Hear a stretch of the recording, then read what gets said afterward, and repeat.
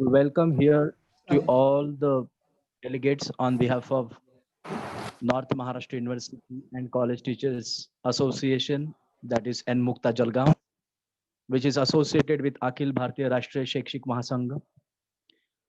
So friends, we welcome here you all for this 5 days national webinar on creating awareness among faculty on several aspects. So today on 22nd, we are going to start with the topic awareness of MOOCs in current scenario. So for this, we have honorable inaugurator from Mumbai University, Honorable Dr. Ravindraji Kulkarni sir, Pro Vice Chancellor of Mumbai University. We have with us honorable chief guest for this session, Bapu Sahib Dr. Anil Chaudhary sir. We are also happy to have here the resource person, Dr. Yogesh Patil sir, who is going to share his thoughts on awareness of MOOCs in current scenario. So we are pleased here again to welcome Honorable Nitinji Paris sir, who has been the president of N-Mukta and also honorable member on the management council KBC NMU Jalgaon. We're happy to have with us Dr. Avinash Jibar sir, secretary of N-Mukta Jalgaon. We are happy again to have here the convener, Dr. Chandrasekhar Vani sir, librarian from Palisha College, Dhule. We have with us organizing secretary, Dr. Dinesh Bakkad sir. So friends, would like to have here, first of all, the brief introduction to our honorable inaugurator today, Dr. Ravindraji Kulkarni sir, who has been Pro Vice Chancellor of University of Mumbai. Sir has a huge academic career. He has pursued his degrees there from the renowned universities in Maharashtra, that is from University of Mumbai and RTM University Nagpur. He has also won several prizes, including J.G. Kane Prize, a gold medal, UD Golden Jubilee Scholarship, and also had been the UGC, the winner of UGC Fellowship. Sir holds his degrees there from several universities and has his PhD completed from the University of Nagpur. Besides this, he has his contribution for more than 25 years in this teaching field, where apart from teaching, he has also been associated with the research, where almost 14 students have been awarded with PhD under his able guidance. There are more than 65 research publications appeared through several national and international level journals. There have been research projects also from AICT, RUSA, DRDO, Barnes, UGC projects, funding for more than 2.15 crore. He has also been working there upon several projects. The total number of projects that we see are more than 25. So before being deputed as the Pro Vice Chancellor of the University of Mumbai, Sir has worked as a professor and head Department of Oils, Oleochemicals, and Surfactant Technologies. He has also worked there at Institute of Chemical Technology, Mumbai. He has also formally held the position as a professor, head Department of Paint Technology, and also worked as a director at UICT North Maharashtra University, Jalgaon. Professor Kulkarni sir is working in the fields of renewable polymers, nanopigments, and green functional paints, oleochemicals, surfactants, and biolubricants. For his work, he has been awarded with several awards. He was awarded in 2017 the Best Research Funding Award. Then in 2014, he was also awarded with Best Teacher Award. Besides, he has also been awarded with Best Paper Award in 2016. More to his credit, Sir has 65 plus invited talks, and also presented in more than 150 conferences. And he has been working there, or again has worked here in the various consultancy assignments in the industries such as Godrej Industries, Sumvin Global, Malaysia, Transpex Silox Industry, Vadodara, Savita Oil Technologies, Mumbai, Synthetic, Kolancherry, Kerala, and so many others. So being a stakeholder of the higher education, he has also discharged his duties towards higher education at the national and international levels. He has, for this purpose, traveled widely across the world to Singapore, Germany, Thailand, Indonesia, Netherlands, France, Switzerland, Japan, Mauritius, Russia for conferences as well as for professional interactions. Finally, I must not forget to say or state that besides handling all these things, he has also many quality issues worked upon, like NAC assessment and accreditation processes, NBA, NIRF, and also served as director IQAC, served as a member Senate, Academic Council of North Maharashtra University, also had been a visitor nominee on the Executive Council, Jawaharlal Nehru University, New Delhi. So having such a huge background behind him, we are really much glad enough to welcome you, sir, here on this platform organized by N Mukta through this national webinar. Welcome, sir.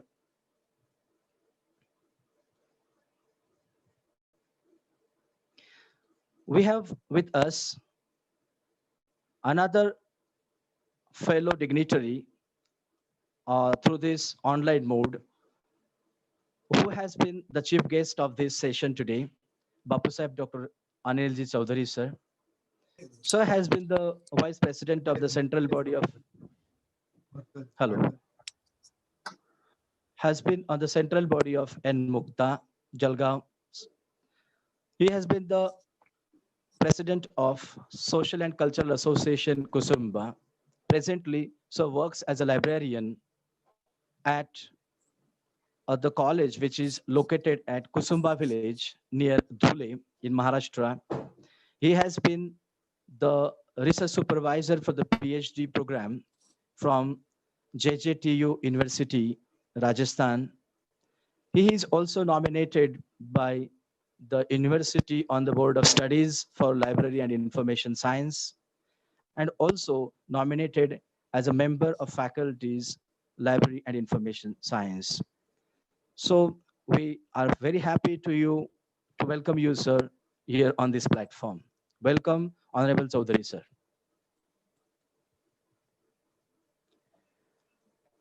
Finally, I must not forget here welcoming the key speaker for this today's session, Dr. Yogesh Patil, sir, who has been a very close friend to many of us. He has been working as an associate professor in Gram Vikas Sanstha's Arts College at Bamkheda village, which is a small village near Shahada Taluka of the Nandurbar district in Maharashtra. Sir has been discharging his duties as a professor in associate professor in English.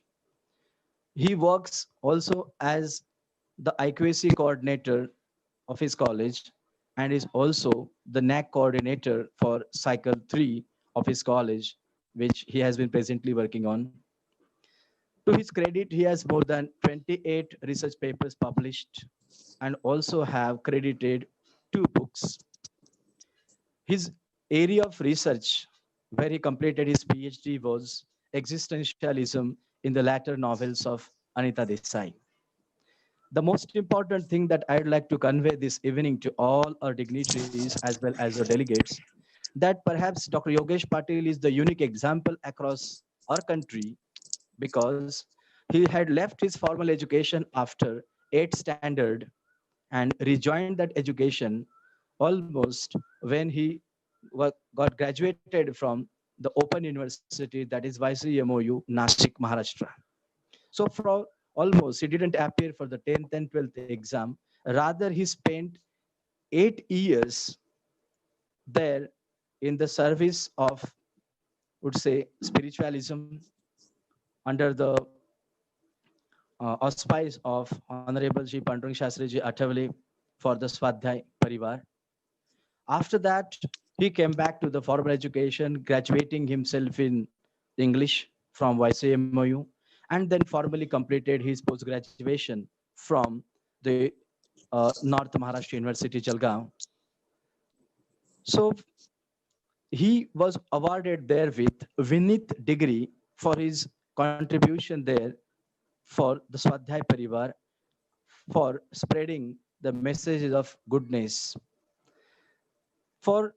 And this is also an important matter to state here, that Dr. Yogesh Patil, even though appearing as a resource person here, has also worked full 3 years as for farming, and besides this, also completed the degrees of BA, MA, and PhD in English.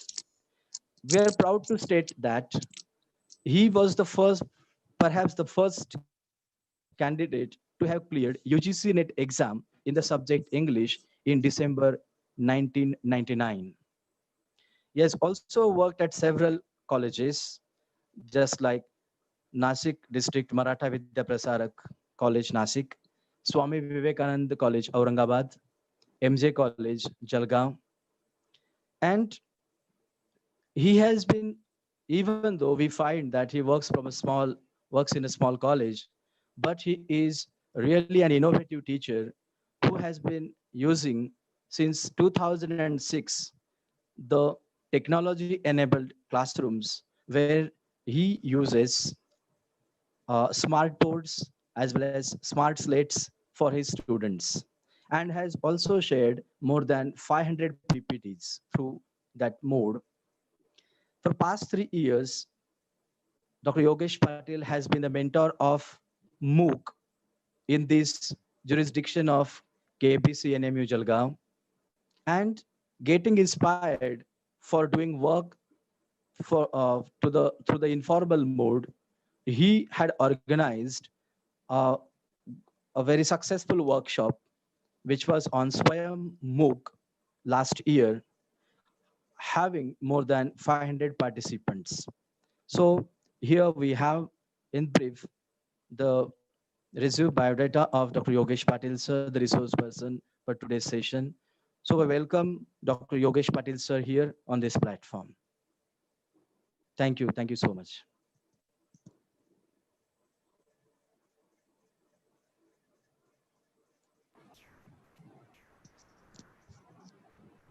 Now, I request Honorable Dr. Ravindraji Kulkarni sir to please inaugurate this session.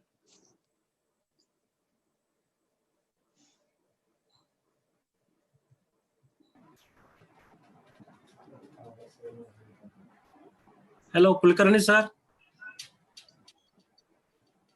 Hello. Okay. Good evening to all of you. Chief guest of this 5 days national webinar series, Dr. Anil Chaudhary, convener of this program, Dr. Shekhar Wani, Dr. Nitin Bari, President N. Mukta, Management Council member, University of North Maharashtra University, Kavitri Bainabai Chaudhary, North Maharashtra University, the resource person, Dr. Yogesh Patil, Dr. Badguzar, Dr. Dinesh, and all my dear participants. Akhil Bharatiya Rashtriya Shaikshik Mahasangh is organizing webinar at different points and different locations. And as a part of that, North Maharashtra University and College Teachers Association is organizing webinar for 5 days. So that's really a good move. And I congratulate Dr. Nitin Bari and all his colleagues specifically for organizing this series in online mode. Post-COVID situation, in fact, has presented a good opportunity for online platforms, including online meetings, online teaching, and various platforms or apps as well. In fact, whether it was MOOC or whether it's NPTEL or whether it was PG Pathshala or like other platforms, courseware, all were existing even prior to post-COVID situation. They were in fact in working mode over last 10 years, but probably post-COVID situation has given this particular system a lot of significance in current context. In fact, if you look at the educational changes, probably before 2000, before 21st century, we were probably having a kind of blackboard teaching, and that's how you may call it as an education 1.0. Just like there are 4 industrial revolutions, like first industrial revolution of steam engine, second of electrical and mechanical engines, third of IT and biotechnology, and now current industrial 4th revolution is smart technologies like robotics, data science, and automations. So connected to that, we also have 4th revolutions of education. So we may say prior to 2000, we had a blackboard teaching, of course, in physical mode. Then probably in second revolution of education, we started using certain multimedia features. Say, for example, like OHP, kind of systems were being utilized for better presentations. In education 3.0, probably internet became available at a mass scale. So due to mass availability of internet, many technologies connected to education infiltrated, and that made the interaction between teacher and student still better. You can have now advanced features of PowerPoint presentations, and that's how with education 3.0, the student no longer dependent only on teacher, but the student could avail sources of information from the diverse mode. And like the student could have video lectures from any place located all over the world. Like even sitting in Jalgaon, one can visualize easily the video lectures by US University. With education 4.0, probably we started feeling the requirement of getting aligned with 4th industrial revolution. Basic purpose of education is to train. Basic purpose of the education is to provide skills. Basic purpose of the education is to provide a right career platform. So in that perspective, the various skills were probably required, and probably with 4th industrial revolution, which has involved with lot of automation, robotics, data science, with that probably you required a totally different skills, and probably all those skills could not have been just given by a physical mode of learning, and there you require naturally a variety of the online mode of learning itself. MOOC probably presents one such scenario. Massive open online courses probably is one of the affordable system for taking up online courses in variety of the disciplines, whether it is management, whether it is humanities, whether it is engineering, whether it is communication and journalism. You will find that multiple courses are available on MOOC, and that's how the student can easily take the benefit of that. Student or teachers for upgrading their skills and knowledge, okay, they can also be connected to the MOOC itself. So with education 4.0, we may say 3 things are happening. You can have an education at any place. Okay, a teacher may be probably in Delhi, and the student could be in Kusumba, and that still the education can be easily availed. So education at any place, education at any time, because since you are uploading video, since you are uploading PowerPoint presentations on YouTube, since you are uploading your simulated lectures, since you are uploading quiz in the form of question and answers and assignments, the student can avail those thing at any time and probably facilitate the learning. So at any place, at any time, and for anyone. Like it's not like MOOC or anything doesn't differentiate anywhere, urban or rural, like anything. So it doesn't say education for anyone at any time and anywhere. Really is the main mantra of the education 4.0, and with that probably there are many platforms available. Government of India has also launched through MHRD Swayamprabha mode of series of online programs, and MOOC is another version, courseware is third version, and then one can have variety of the learning management systems connected with that. For example, Moodle can be one of the such platform, so that your learning management system between teacher and student can be easily facilitated. So we expect a lot of changes with this kind of an online programs. One thing is that remote education at remote places would have been easily facilitated. Second thing, really multiple tools can be utilized for presenting the things. Many concepts which are hard to explain on Blackboard could have been easily visualized with multiple tools available with online systems. You can have variety of the assessment also. So assessment need not to be in a physical way.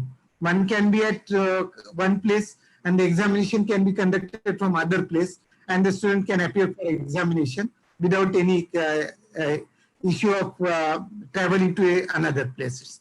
So multiple advantages are likely to be connected with these online systems, and we are supposed to take the benefit of that. While taking benefit of all these systems, one has to keep in mind that internet probably is one of the most valuable commodity in current context. Just we say Anna Vastra Nivara, or food, shelter, or clothing are the three major elements of survival. Now we will say in current context, internet is the fourth important element for regular survival, and in that context, judicious use of internet is really required. So probably when a teacher would like to prepare for online courses, probably the required preparation would have been much higher than what it could have been for a physical teaching. So like for physical teaching, you may require 2 to 4 hours for 1 hour teaching, but with online mode, naturally besides preparing your own subject, you need to develop your e-content, you need to transfer it to the students in a proper way, you need to use the right platform. So that naturally requires an additional preparation. So with this, probably teachers may have to take up more efforts so as to facilitate online mode. Similarly, the students also require a good training for facilitating better learning through online modes. So it's definitely a good challenge for teachers as well as students. And 21st century belongs to this technology. And say we will have to use say online mode, because probably from next academic year onwards, 2020 onwards, we will have to depend on blended learning, part of the learning through physical mode, part of the learning through online mode. Because of physical distancing principles, we may not have, for example, batch size more than 10 for practicals. So in that case, this online simulated learning would have been really helpful. And definitely more concepts connected to blended learning would have to be visualized. So I extend my congratulations to the organizers for taking up a right topic in current context, which is probably more apt. I extend my best wishes to the participants to have a better learning about MOOC and utilize them for getting skill upgradation and better learning platforms.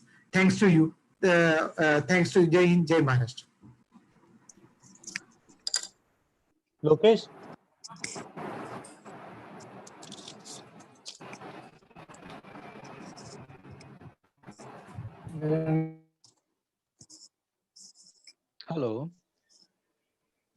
Thank you so much, sir.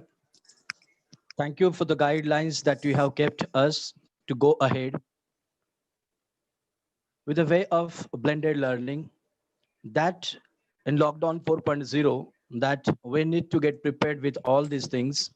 Thank you for putting your Lokesh? valuable guidance, sir. Yes. Thank you so much for inaugurating the conference with your valuable speech. Thank you so much, sir. Now, may I invite here the chief guest, Dr. Anilji Chaudhary, sir, to share his views. Sir, please. नमस्कार. Hello. नमस्कार, sir. हाँ, नमस्कार. यन मुक्ता ने जो webinar आयोजित किया है उनका आखिरी दिन है. मैंने जूम एवं यूट्यूब पर सभी वक्ताओं को सुना. मैं यन मुक्ता के केंद्रीय अध्यक्ष एवं मेरे मित्र प्रोफेसर नितिन जी बारी और मेरे मित्र केंद्रीय सचिव डॉक्टर अविनाश जी बड़गुजर का अभिनंदन करता हूँ. अभिनंदन इसलिए कि उन्होंने जो वक्ता चुने सभी बेहतर एवं एवन है. शिक्षकों के लिए जो अति आवश्यक है वही विषय पर चर्चा हुई. मुंबई विश्वविद्यालय के pro VC doctor RD. Kulkarni sir ने आज का सेशन का उद्घाटन किया. उनका स्वागत करता हूं. और उन्होंने जो मार्गदर्शन हम सभी के लिए किया है वो हमारे शिक्षक के लिए बहुत ही उपयुक्त साबित होता है. कम से कम पिछले 2 माह से पूरा भारतवर्ष में कोरोना वायरस की वजह से सभी लोग अपने घरों में बंद है. ऐसी आपदा की स्थिति में बहुत सारे लोगों का आत्मबल मनोबल कमजोर हो जाता है. मगर हमारे मित्र प्रोफेसर नितिन जी बारी और doctor Avinash ji Badgujar sir, doctor Dinesh Bakkad, doctor Chandrashekhar Wani, doctor Sunil Baviskar, doctor Gajanan Patil, doctor Yogesh Patil और सहयोगी ने ऐसी आपदा परिस्थिति में लाभ उठाकर हमारे शिक्षकों के लिए बहुत ही ज्ञानवर्धक वेबिनार का आयोजन किया. मैं सभी शिक्षकों के तरफ से आपको धन्यवाद देता हूँ. दूसरी बात ऐसी है कि सरकार ने सभी शिक्षकों को वर्क फ्रॉम होम के संदर्भ में जो ब्यौरा मांगा है, मेरा शिक्षक वर्ग इस प्रकार के वेबिनार को उपस्थित देकर सरकार को सकारात्मक जवाब दे सकेंगे. मुझे चीफ गेस्ट बनाकर आपने जो मेरा मान बढ़ाया इसके लिए मैं सभी आयोजक मित्रों को धन्यवाद देता हूँ. मैं ईश्वर से प्रार्थना करूंगा कि आपका ये वेबिनार और आपके भविष्य के सभी कार्य सफल हो. अंत में मैं सभी शिक्षकों एवं वेबिनार के माध्यम से अनुरोध करता हूं कि आप सभी अपने घरों में सुरक्षित रहे और आपको मैं धन्यवाद देता हूं. नमस्कार. Thank you, sir, Dr. Anilji Chaudhary, sir, for your presence here as being in the chair as a chief guest for this national webinar on the last day today. Thank you very much, sir, for sparing your valuable time. We are also thankful to the inaugurator, Dr. Ravindraji Kulkarni, sir, for sparing his valuable time with us. And we're also thankful here to the chief guest. Now, after this formal inauguration and the president's speech, we are moving forward to Dr. Yogesh Patil, sir, and I request him to start his presentation. Dr. Yogesh Patil, sir, please. Thank you, sir. It's indeed a great pleasure and honor to me. Honorable inaugurator, Dr. R.D. Kulkarni, sir, Bapu Saheb, Anil Chaudhary, Professor Nitin Bari ji, the convener, Dr. Chandrasekhar Wani, organizing secretary, Dr. Badgujar, sir, Dr. Dinesh Vakkad sir, and all dear participants. Today, I'm going to present myself on awareness of MOOCs in the current scenario. I've made an PPT and I'm going to share that PPT with you. The topic is awareness of MOOCs in the current scenario. For the sake of my own understanding, I have divided the topic into 3 parts. The first one is awareness, second is MOOCs, and the third, the current scenario. Among these 3, the most crucial word is awareness. Awareness is the most crucial word for me, because we must be aware of the COVID scenario, COVID-19 scenario. As well, we must be aware of MOOCs. And we have to combine these 2 also, the COVID-19 scenario and MOOCs, how MOOCs will be useful to all of us during this COVID-19 scenario. The next question that comes to my mind is, what is awareness? If we search dictionary or if we try to define that word, we get different words, different synonyms for awareness, especially consciousness, alertness, recognition, realization, cognizance, perception, apprehension, understanding, grasping, appreciation, acknowledgement. We use these words as synonyms for awareness. But as a student of philosophy, when I start thinking that, is this the real definition of awareness? Is it a composite, full definition of awareness? The answer that I get is no. It cannot define fully what exactly awareness is. What is consciousness? What is alertness? And when I started thinking about awareness, a story came into my mind. I remembered of one story from Jain story. Nano, after 10 years of apprenticeship, visited the famous master Nanin. When he went, it was a rainy day. And on the rainy day, when he approached his master,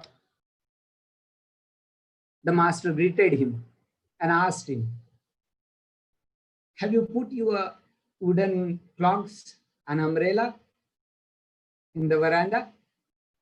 Nano replied, yes, I put my wooden clogs and umbrella in the veranda. The master asked the next question. He asked that, on which side of your footwear you put your umbrella? Nano was unable to answer that on which side he put the umbrella. He realized that he is not aware. Then again, he became an apprentice for 10 years, 10 more years. This is a very common example of awareness. But COVID-19 had taught us that we must be aware of very common things also. As an academicians, we must be aware of everything, but common things are also very necessary for us to be aware, of which we should be aware. Still, common awareness isn't a complete awareness. I was in search of the definition, the composite definition of awareness.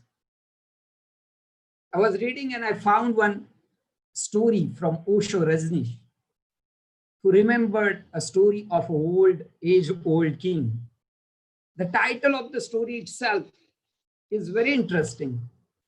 from which most of you can understand that what exactly awareness is.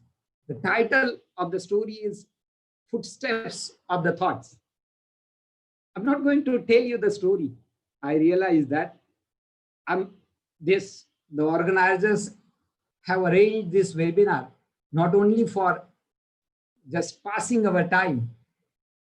We must know something. We are eager to know something. And that is why I'm not going to tell you the detail. I'm not going to narrate you the story, but still I'll tell you the gist of the story, which is really an interesting story and may lead us to the definition, to the composite definition of what exactly awareness is.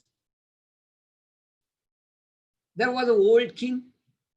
He called his only son one day and told him that you be prepared, go to my master and learn awareness.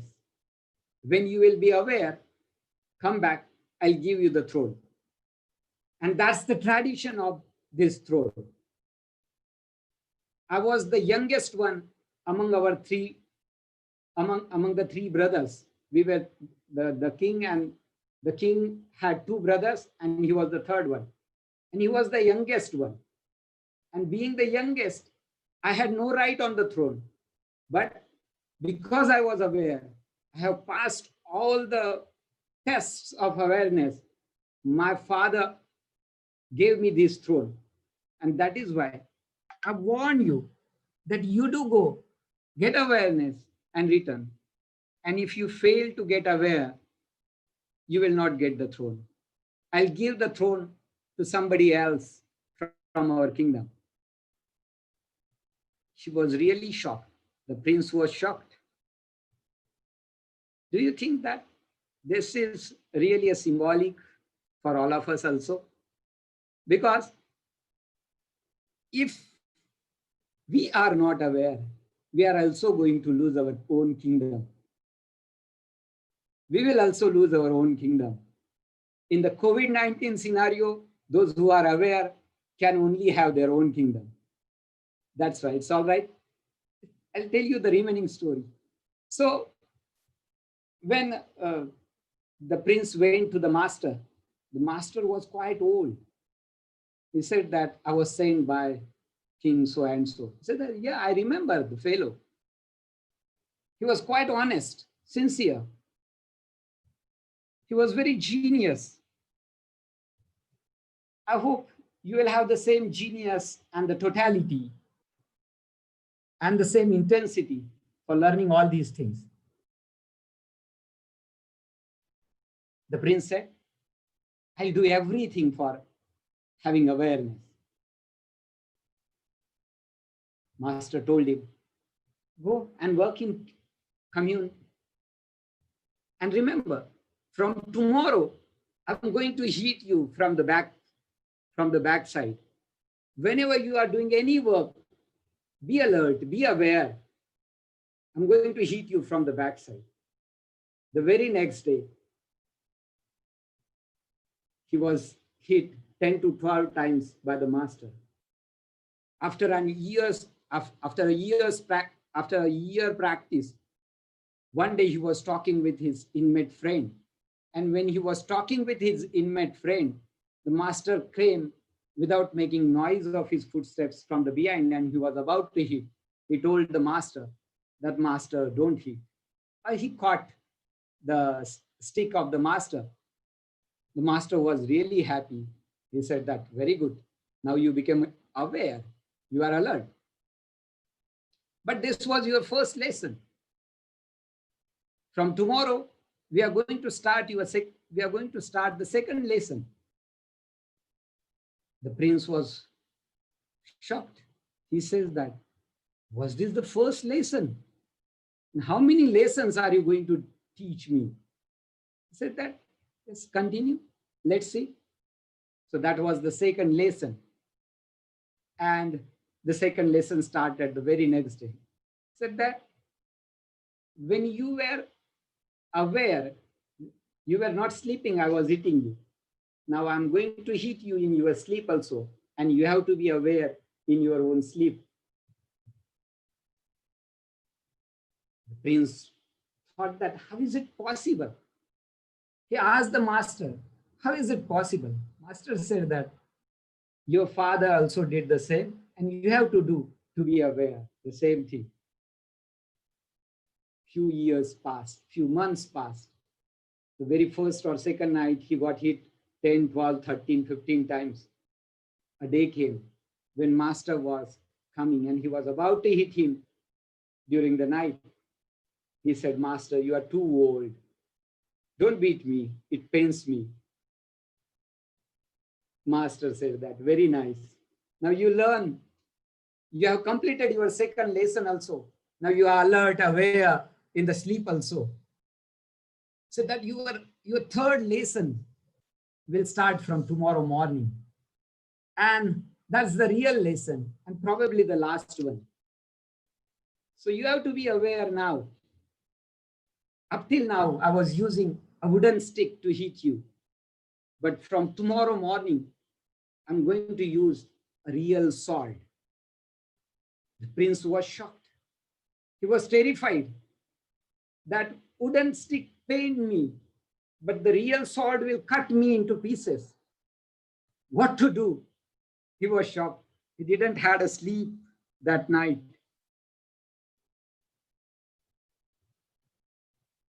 The master was a real master. He was always talking with the garden flowers, with the leaves, and all those. Prince had seen all those things, and now he is terrified. He didn't have a sleep that night. He started thinking that the old man is really dangerous one. Before he starts his third lesson, I'd like to check whether he himself can pass the test, the third test or not. If he is putting my life at risk, I cannot allow him to do without checking whether he is worthy of it or not. And these were only thoughts that he was thinking lying down in his bed. It was cold morning. The door knocked and sound came from the door. Come out of your blanket, you idiot. Do you want to hit your own master with sword? Feel ashamed. I can hear the footsteps of your thoughts. Drop the idea. The story tells us that master can hear the footsteps. Thoughts are also like things. Thoughts also, while moving, make sounds. And those who are fully alert and can read your thoughts, even before we are aware of those thoughts, people can read those thoughts. This is the story which brings to us to the composite definition of awareness. Awareness is not something what is stagnant. Awareness is a kind of a process. Awareness is a process of being more and more awake. Now, when it is a process of being more and more awake,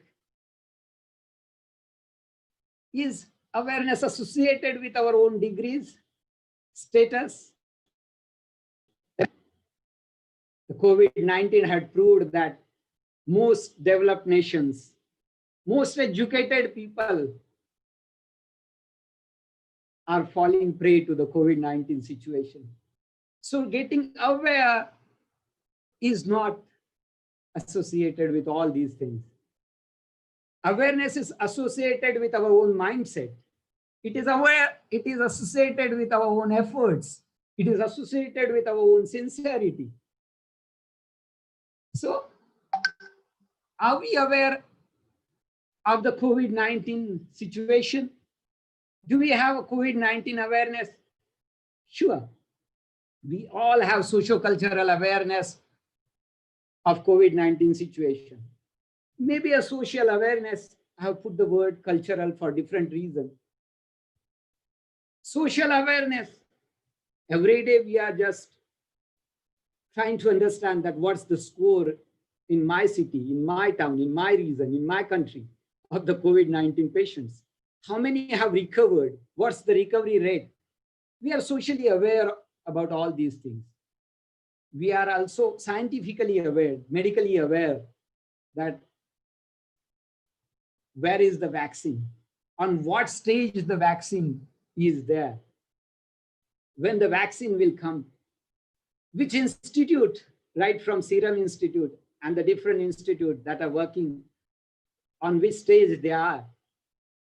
We all are aware about COVID-19 situation, COVID-19 scenario. But are we aware of COVID-19 scenario, educational scenario?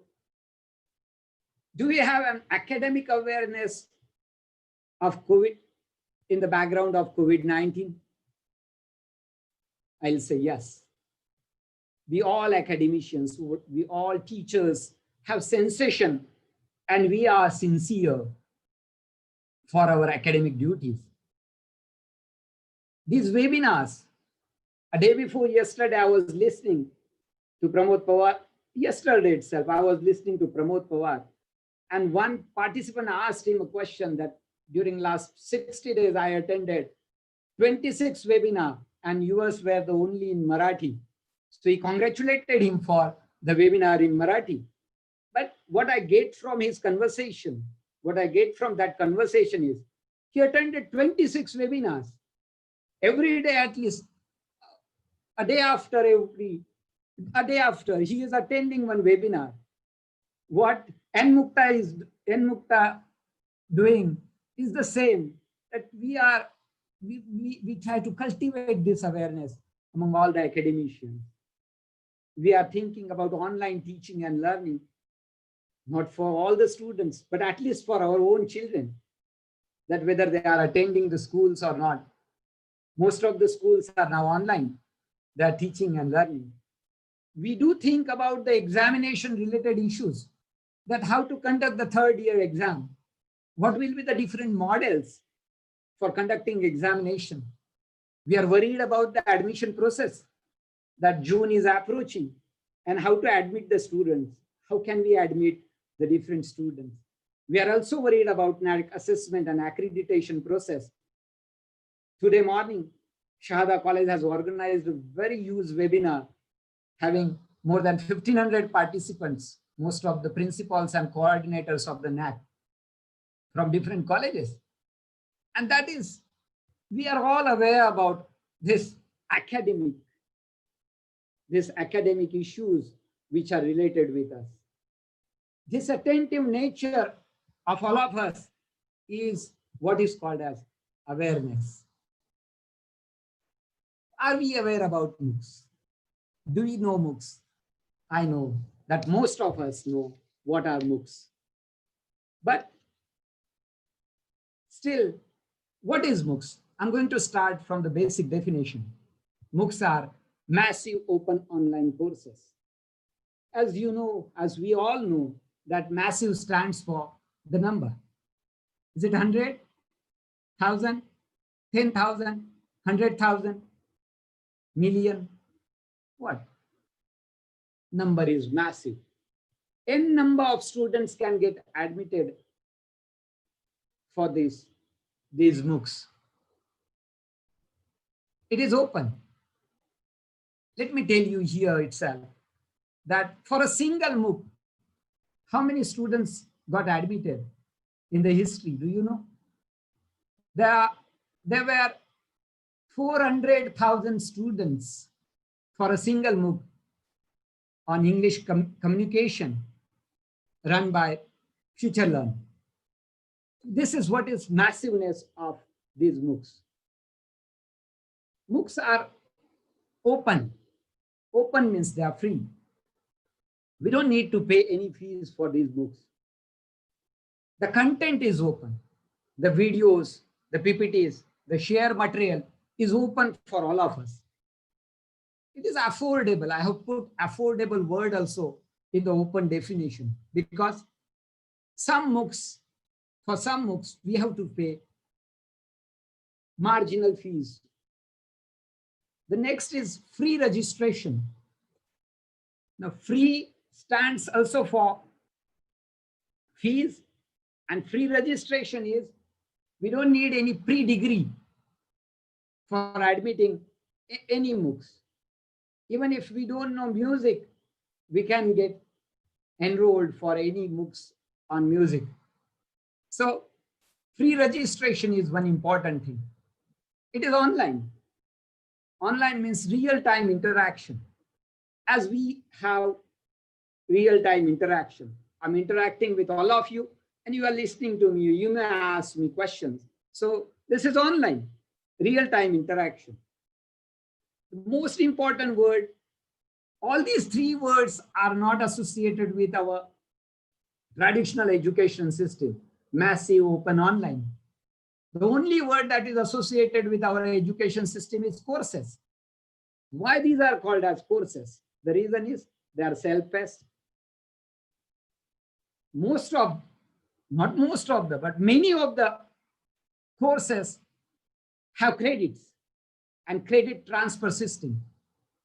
As we all know that yesterday itself, UGC asked all the universities to give Swayam MOOCs credit to all the students who are pursuing the MOOCs on Swayam portal. These are courses because they have start and end date. These are courses because there is an instructor for these courses. These are also called as courses because there is a learning community, a fixed learning community, 500, 1,000, 10,000 students who are doing that course. That is the learning community of them. Then we have also assignments and feedback, and that is why these MOOCs are called as courses, massive open online courses. What is the origin of MOOCs?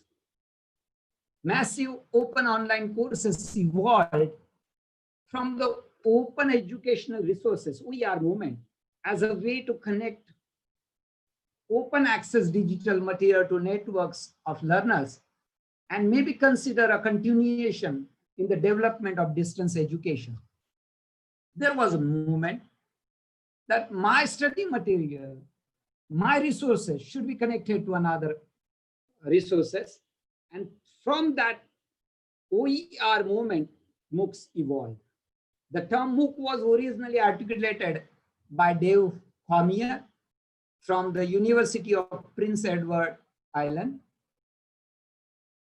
And he coined that word, that term, to describe a course developed by George Siemens and Stephen Downes on connectivism and connectivity in knowledge in the year 2008.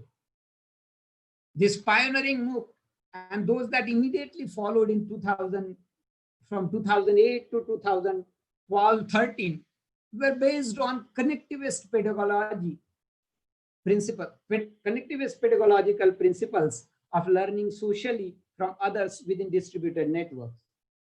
They were loose in structure and built around interaction.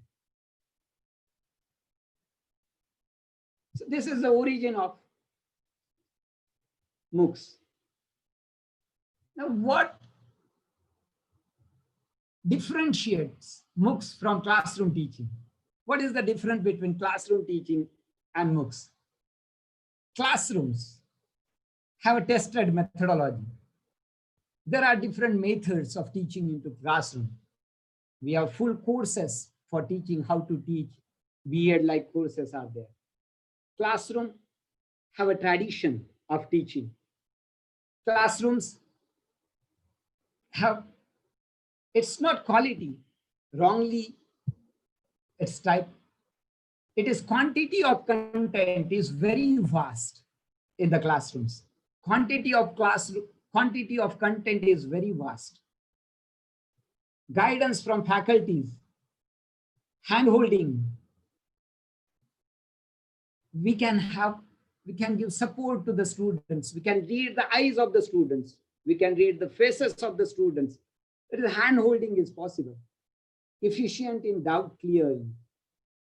Practical sessions are there in classrooms. And classrooms are the most popular because classrooms give human touch. Classrooms have human touch. MOOCs have no tradition.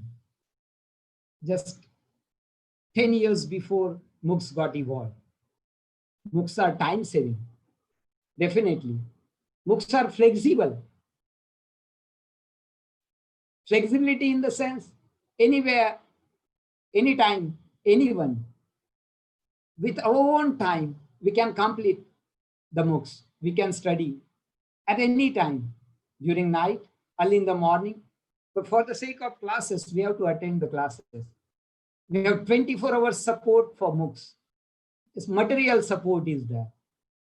Own pace is there. Anywhere, anytime, anybody can complete the MOOCs. Access to future lessons without completing previous ones. In a classroom, we have to complete one by one. But here, we can leave few lessons and we can complete the next lessons. MOOC suits to the working professionals also, who want to complete any degree, any skill, who want to learn any skill. It is useful for that. Most important characteristics of MOOCs is, MOOCs, most of the top universities and companies have attraction of MOOCs. MOOCs don't have attraction of the top universities and companies, but most of the top universities and companies have attraction of MOOCs. And that is why it has a glare. What are the features of MOOCs? MOOCs, it is a kind of an online education system. I'm going to explain that how it is different from online education systems. How MOOC is different from, MOOCs are different from online education system also. MOOCs are subject specialized. On a particular topic, we have MOOCs, usually of 2 or 4 credits. We know that 1 credit means 15 hours teaching. So it is 30 hours teaching, or 4 credits, it is 60 hours teaching maximum. Most of the MOOCs aim at large-scale interactive participation of users with the help of the web.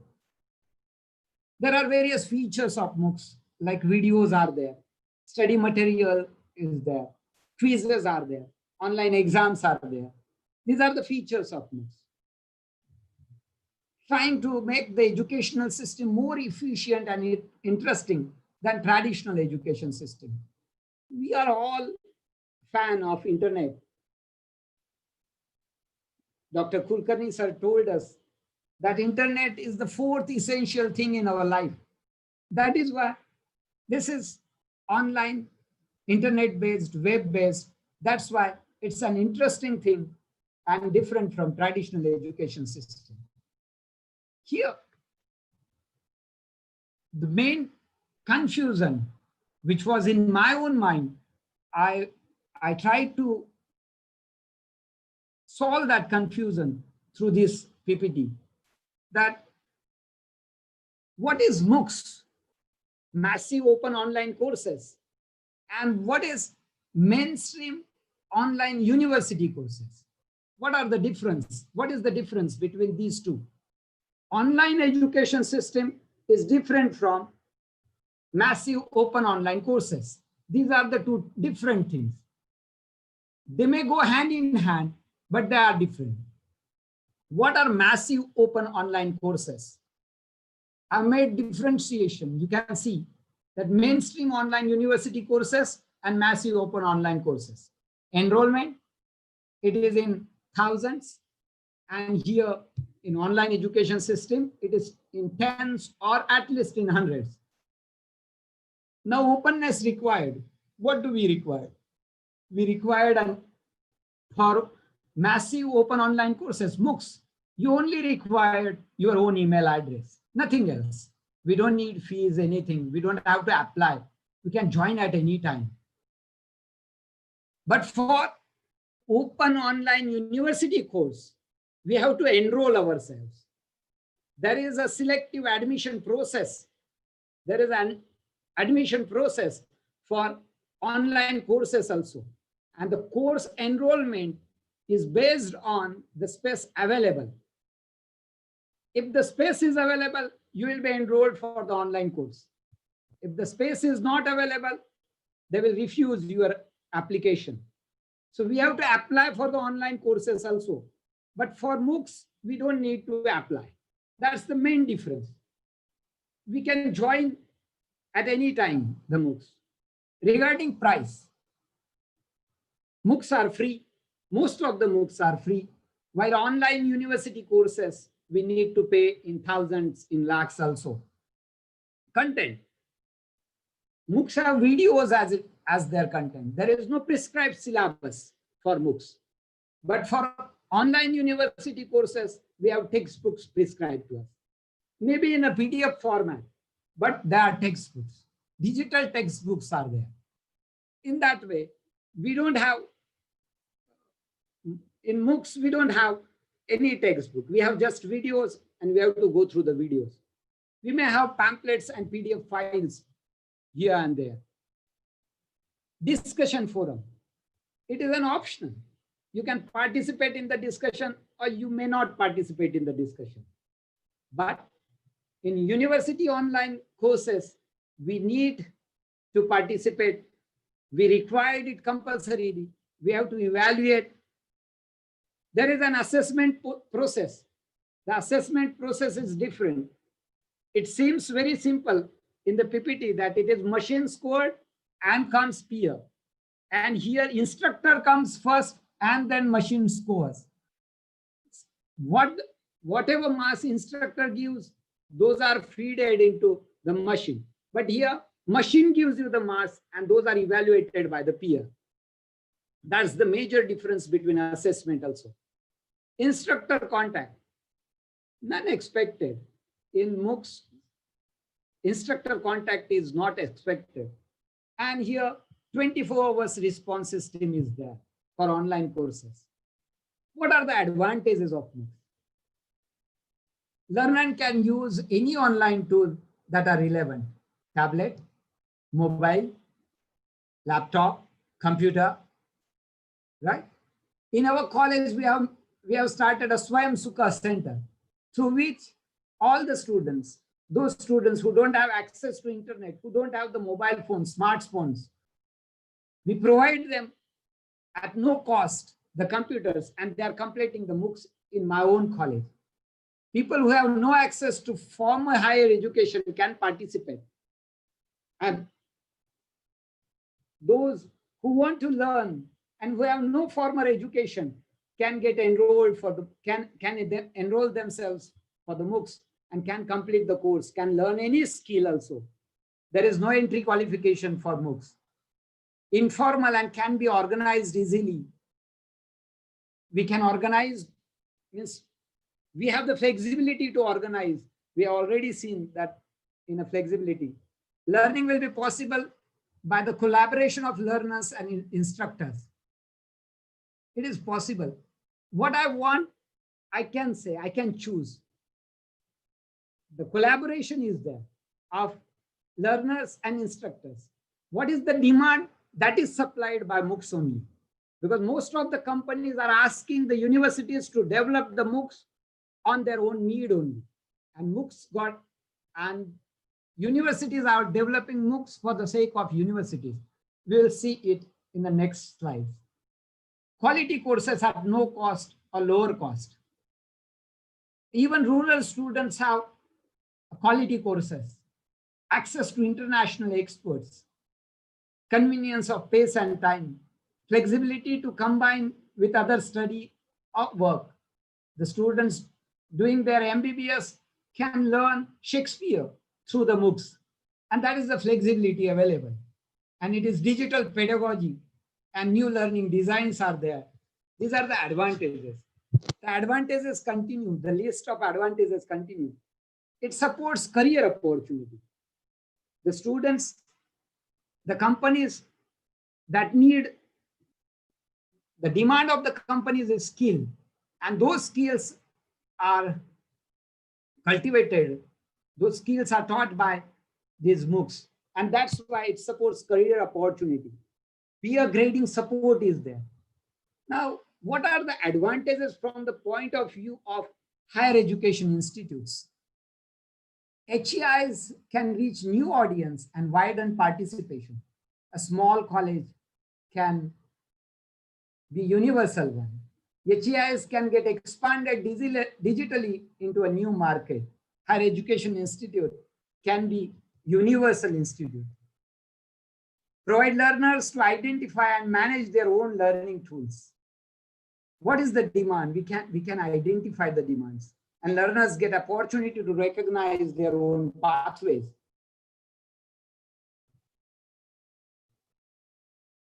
What are the different sources of MOOCs? Here, we find that there are 13,000 MOOCs from around 1,000 universities worldwide. Most of the MOOCs are developed by universities. And there are 13,000 MOOCs which are developed by more than 1,000 universities around the world. Top 100 MOOCs are from 58 universities from 18 countries. I have a list. Massachusetts Institute of Technology from USA had 5 courses in top 100 courses. University of Sheffield, UK had 5 courses. University of Cape Town had 5 courses. There are 4 courses of the following universities into the top 100 courses. That Stanford University, University of Michigan, University of Pennsylvania, and 6 more universities have 3 courses in the top 100 MOOCs, top 100 massive open online courses. Many institutions are there, private institutions are there. Coursera is the top course platform with 45 courses in top 100 courses. We will see that how many courses, there are 3,900 courses are provided by Coursera. EDX is another platform. FutureLearn is another platform which are providing the best courses, the top courses which are in the top, in the list of the top courses. Experts are there. Experts are the source of all these MOOCs. Top 100 free online courses of all time. Among them, there are 23 technology courses, 23 courses from technological field, 16 from business, 16 from humanities, 14 from sciences, 11 from personal development and self-improvement, health and medicine, etc., etc. There are different types of MOOCs. Mini MOOCs are there, transfer MOOCs are there, made MOOCs are there, synchronized MOOCs are there, asynchronized MOOCs are there, adaptive MOOCs are there, group MOOCs are there. Due to the time constraint, I skip to explain all these MOOCs. Some facts about MOOCs. These are interesting facts about MOOCs. The largest enrollment was 400,000 students for English language course in FutureLearn in 2015. 2012 was called as a year of MOOCs.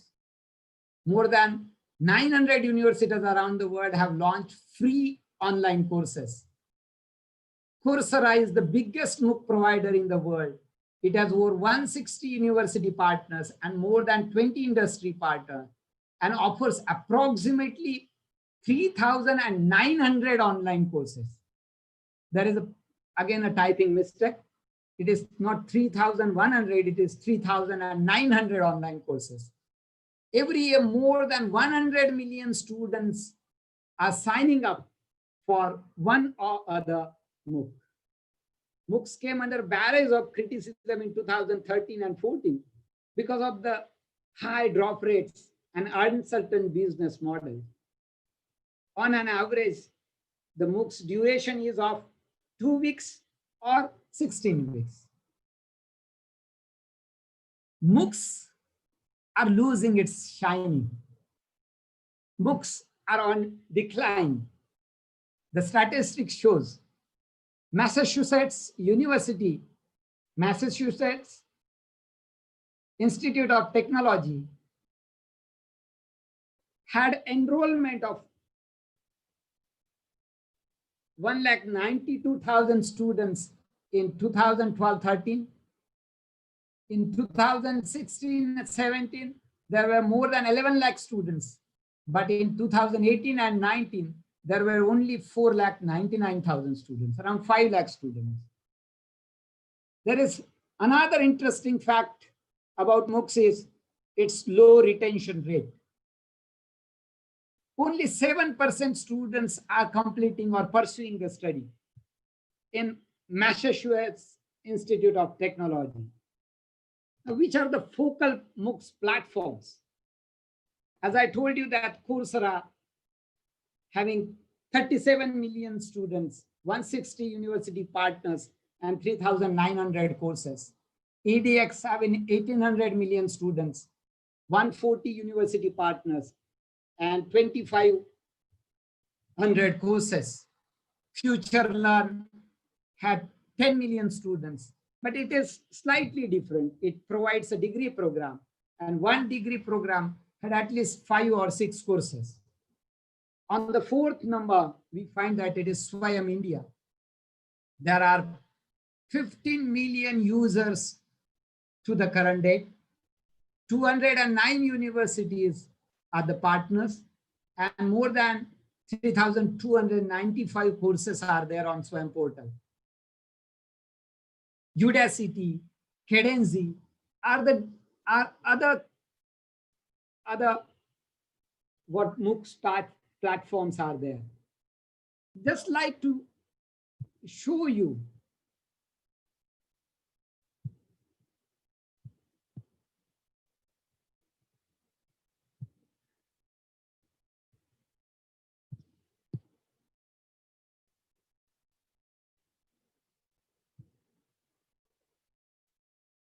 this is Swayam platform. And we find that there are enrolled students, these many enrolled students, these many exam registrations, these many courses are there.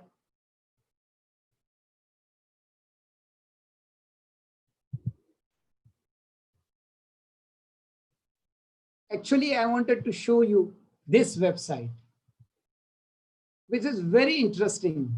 Kedenji. It's a free. It's related with art and all that. You can see that North Indian classical music course is run by US University or that institute. So different types of courses which are related with arts and culture. We find that foundation of music technology, generative art and computational creativity, etc., etc. So there are different courses. This is Coursera. This is edX. These are the different platforms that we found. We can see that computer science related courses are there. Language related courses are there. Data science related courses are there. Humanities courses are there. FutureLearn courses are there. So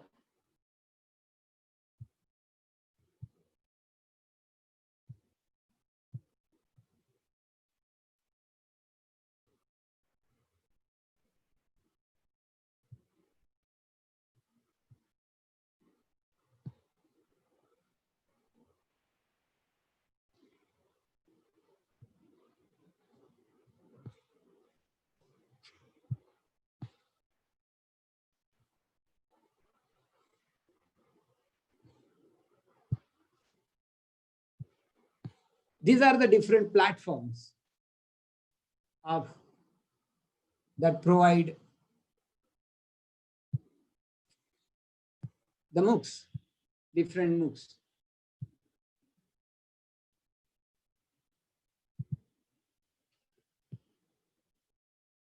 These are other platforms: Canvas Network, Stanford, Liginita, Miradex, Fun, EduOpen, ThaiMux, NPTEL from India. Most important thing is UGC and MOOCs.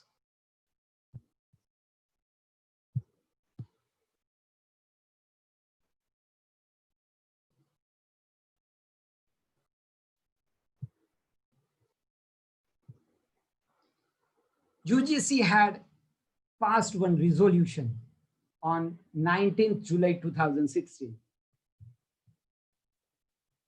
We can see that what's that resolution is.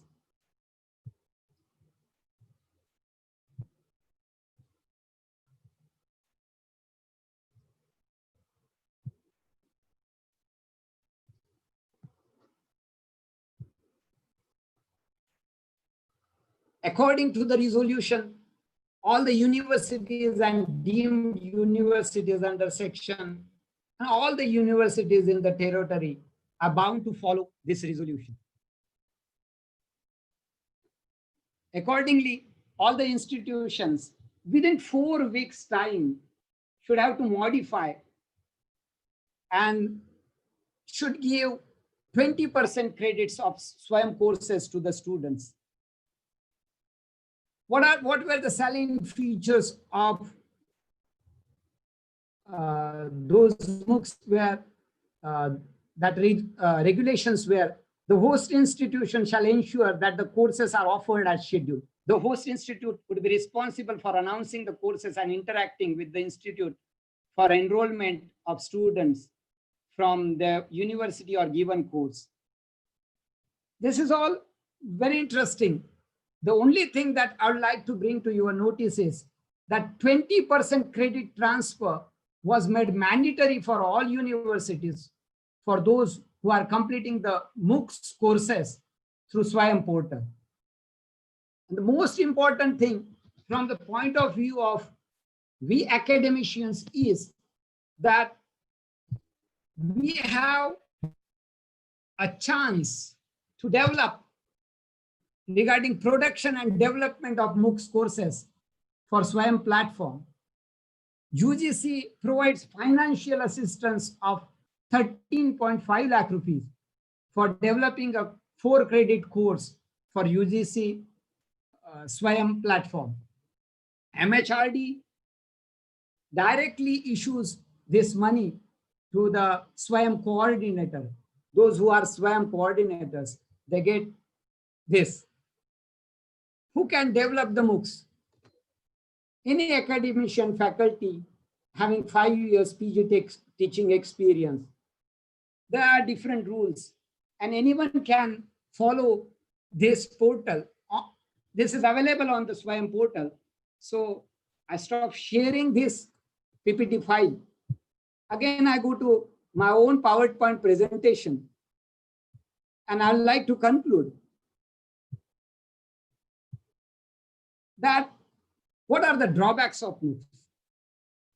MOOCs are self-contained. That's the major drawback. It doesn't think about others. The students, they are self-contained. Whether you follow or not, they don't think.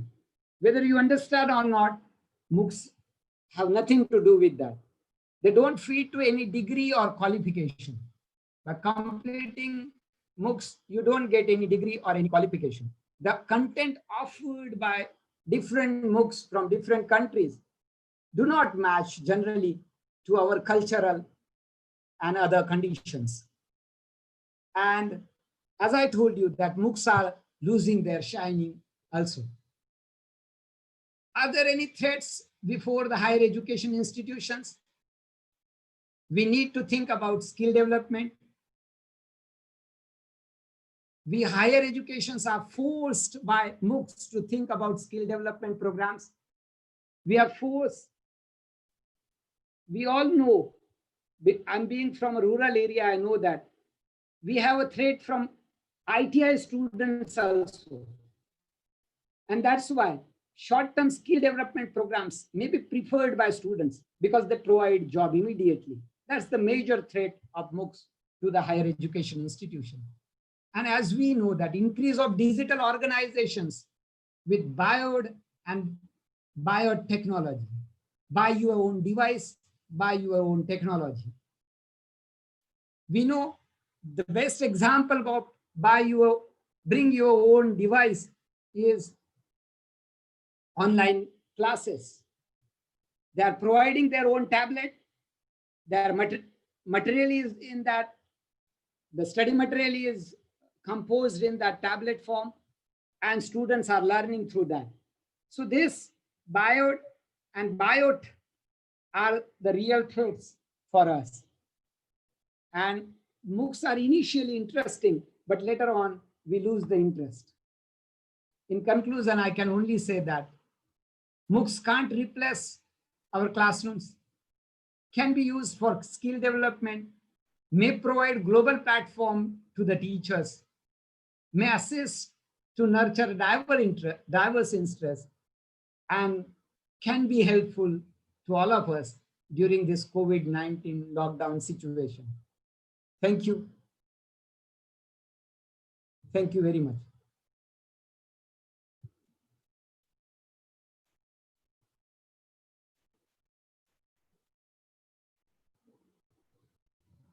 If any question is there.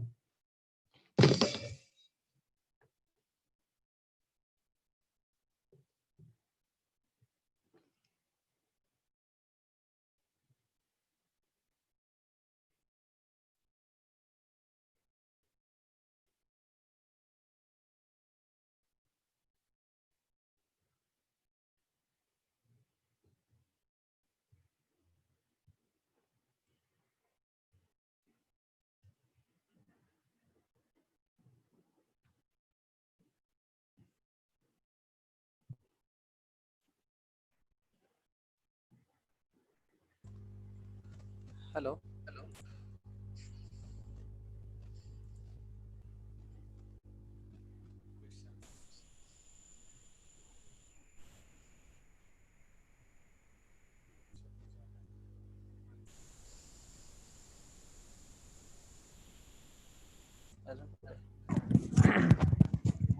Hello. Siddharth sir. प्रश्न Yes, विचारा sir. तुमचे. Please विचार. Yes. Patil sir. Yeah, I listen you. Okay. Sir, it's first of all, I would like to congratulate you to develop such a nice PPT for all of us who are witnessing this program. And second one, my question, I'm going through so many webinars throughout these days, and I really appreciate the effort you took in making such a nice PPT. But after all, the conclusion, as you said, that the MOOCs or whatever online education is going through, it can't replace the traditional teachers. Okay, so that is that the whole thing, that the entire thing I have been listening throughout these webinars. So thanking you. That's good. Thank you. Sure, sir. Classroom will be never replaced because human touch is necessary. Yeah. The social distancing is important, but human touch is as well necessary for all of us. Yeah. Okay, thank you, sir. Thank you for your compliment. हो झालंय. Hello. Dr. Yogesh sir. Yeah, Hello. I listen you, sir. If you want more questions, should we get? Yeah, sure. Why not? Yes, sir. It's an appeal now to all the delegates to please raise your questions if you have any.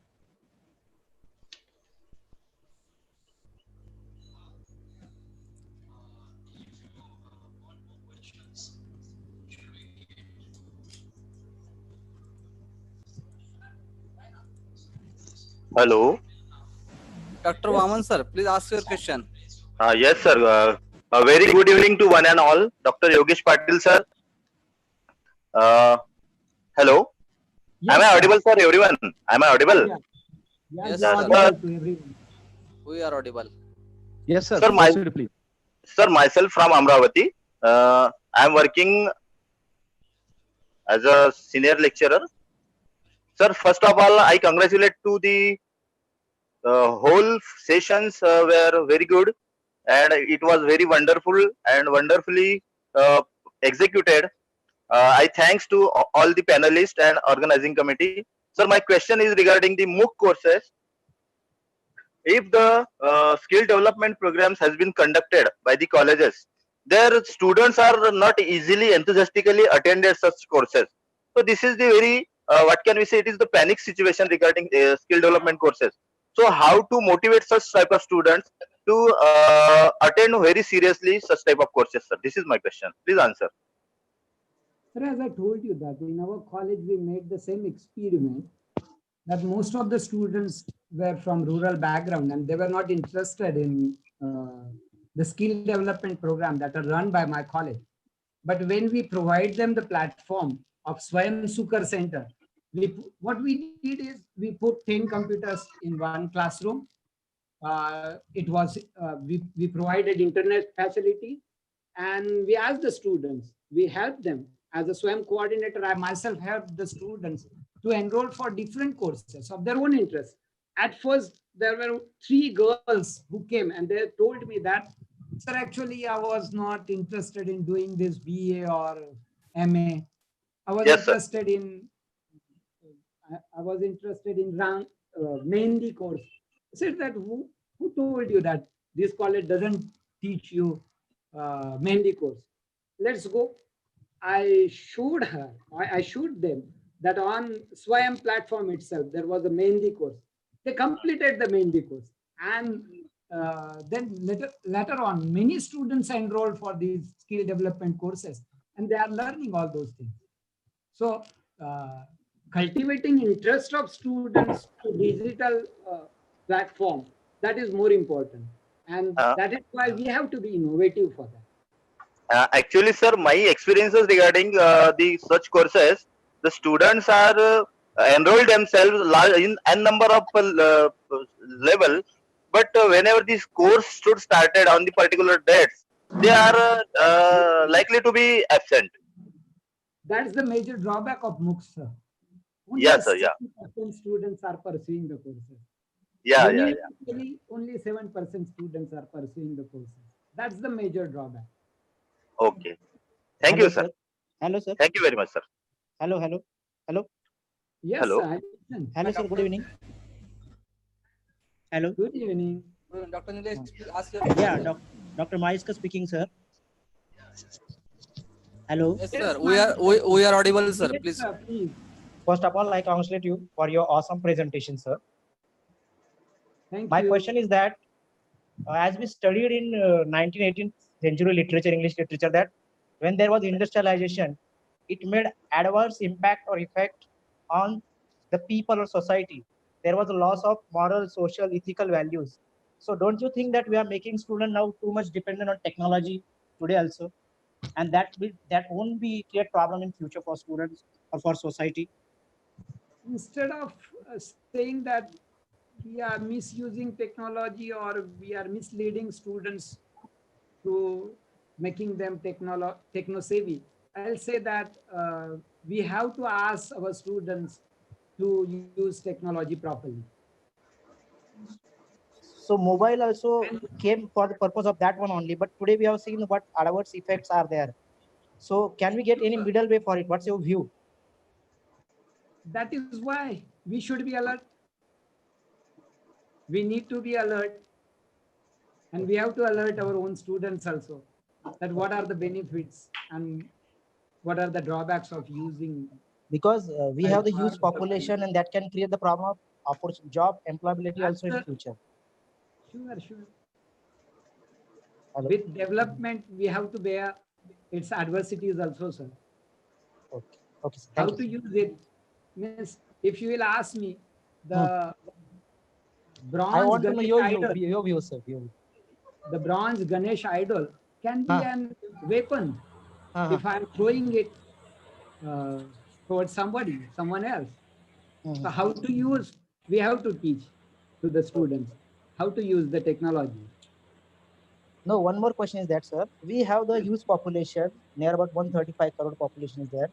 And if the technology is used at much extent, so that can create the problem of job employability for uh, next generation. Do you think like this?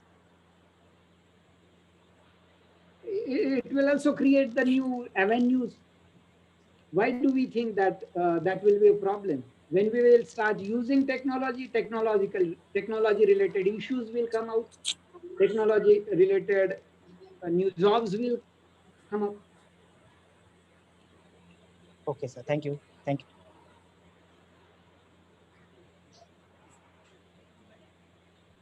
Hello.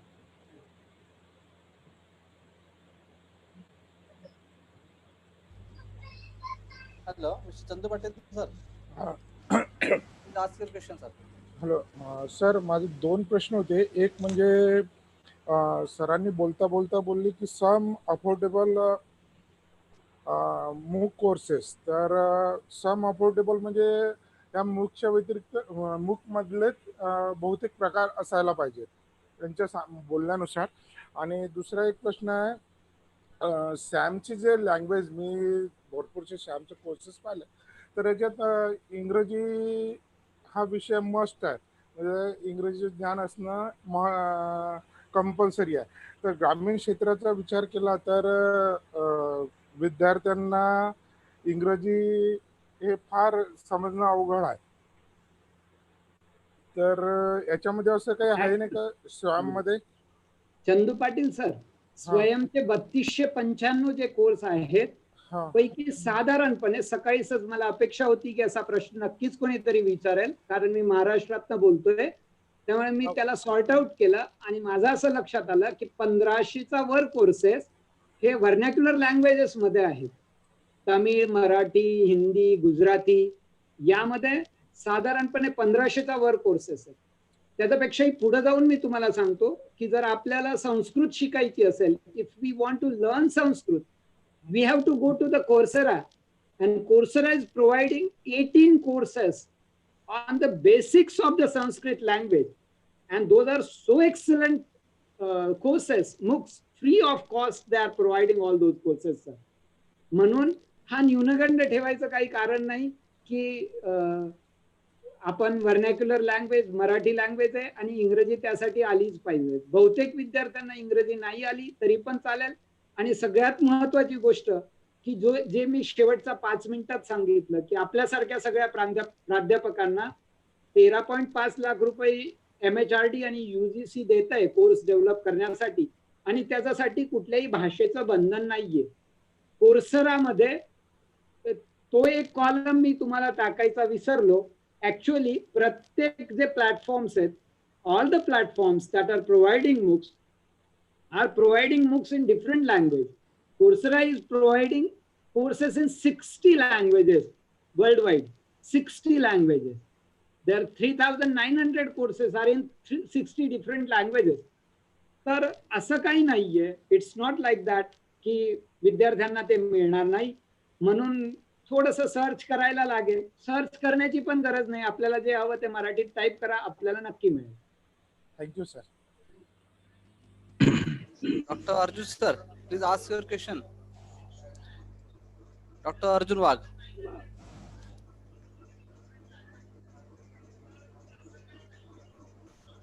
Dr. Arjun. Okay, Dr. Sunil sir, please ask your question. Okay, am I audible? Yes sir, we are audible. Hello. Yes sir. Yes sir, you are audible. Dr. Yogesh. Dr. Yogesh Patil sir. Yes. Thanks for very excellent session on MOOC and its structure. Very good information you have given, sir. Sir, my question is that the courses of MOOC are designed by the teachers. If a teacher wants to create modules, what is the procedure of it, sir? And how many modules minimum he has to create? Please. I'm really sorry, sir, because I didn't handle that part. Actually, I had another PPT for handling that how a teacher can create a MOOC and what are the norms for creating the MOOC. I started it and then immediately I stopped sharing that PPT to all of you. I'm really sorry for that. But we can create Actually, a MOOC of 2 credit or 4 credit. 2 credit, 3 credit, 4 credit. Minimum 2 credit or maximum 4 credit. And Right, 1 sir. credit is, as you know, that 15 hours teaching. 15 hours teaching is for 1 credit. So 32 hours teaching. And during that 32 hours teaching, you have to create a video of 30 minutes or 20 minutes for 1 hour teaching and remaining time for assignments and for sharing study material, etc., etc. Means if you are creating, if you are developing a MOOC of 4 credits, then you have to record 30 hours video, and for recording that 30 hours video with a particular resolution, what type of camera should be there, all the norms are there on UGC SWAYAM portal. So we have to follow those norms. But for getting sanctioned the MOOC from the UGC, we need to develop a 5 minutes video, and we have to develop we have to develop the course content, that what will be the content, what will be the title, and we have to send that material to the UGC. UGC examines it to its experts, and after examining, it sanctions us at first 1.5 lakh rupees. It asks us to develop 2 lectures, 2 hours lecture at first, and those 2 hours lectures are again evaluated by the experts. And if experts and found it that it's of worth credit, then we are sanctioned the remaining amount, and we, our course comes to the SWAYAM portal. Our Patil course sir, comes on the SWAYAM portal. Patil sir, This is have you created any models? I have sent. I have sent. Patil sir, have you created any models? I have sent for the sanction. If it is sanctioned, then send to me, sir, because I want to see that how they are created. Definitely, Because sir, that will very help to me, sir. Thank you, sir. Thank you.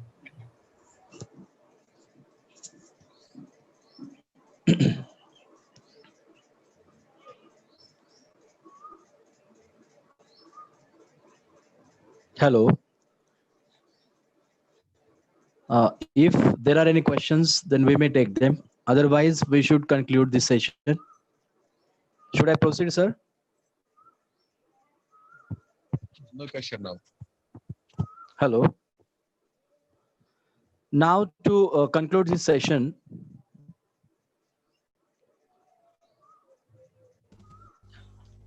we are going to conclude this session now. Dr. Yogesh Patil, sir, you have very well put things about MOOCs, its awareness, and also the current scenario. So the topic which you have taken over here today, that is about the awareness of MOOCs in current scenario. You have meticulously put on all the things nicely over here, giving at the beginning the wonderful briefing about what exactly is awareness. Then you went on for MOOCs, then about the current scenario. And being the faculty members, you have nicely associated with it with the mindset, efforts, and sincerity. So during these COVID-19 situations, you touched almost all these aspects which normally a practicing teacher should perform.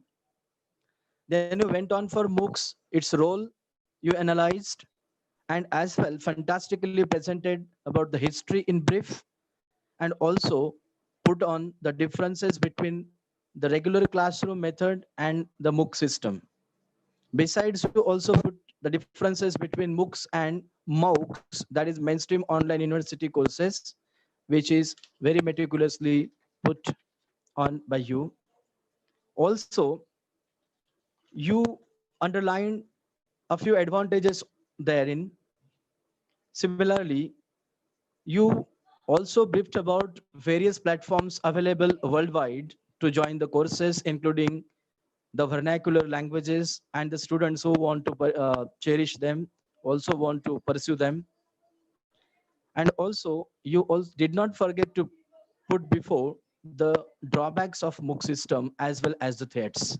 Thank you for a wonderful and thought-provoking session. It definitely must have motivated many of the attendants. Thank you. Thank you very much, Yogesh sir. Thank you, sir. Now, towards the conclusion of this webinar on this last day today, may request here the president of NMUCTA, Professor Nitin Bari sir, to please have your words in the concluding part of this session. Nitin sir. Namaskar. Good evening, one and all. First of all, I thank today's speaker, my friend Dr. Yogesh, for his valuable information. I thank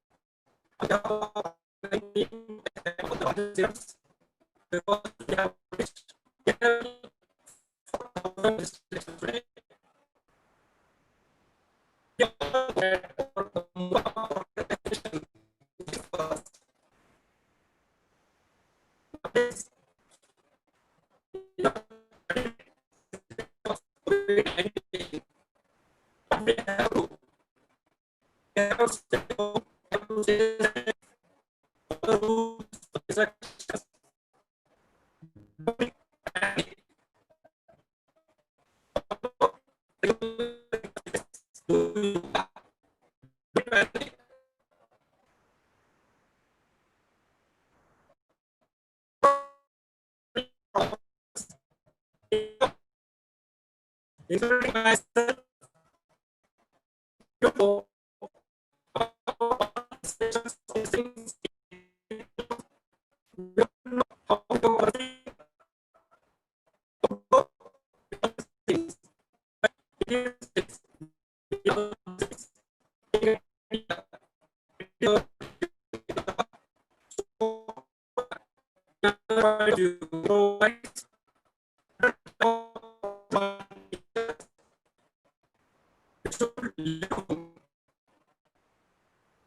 because corona को हराना है.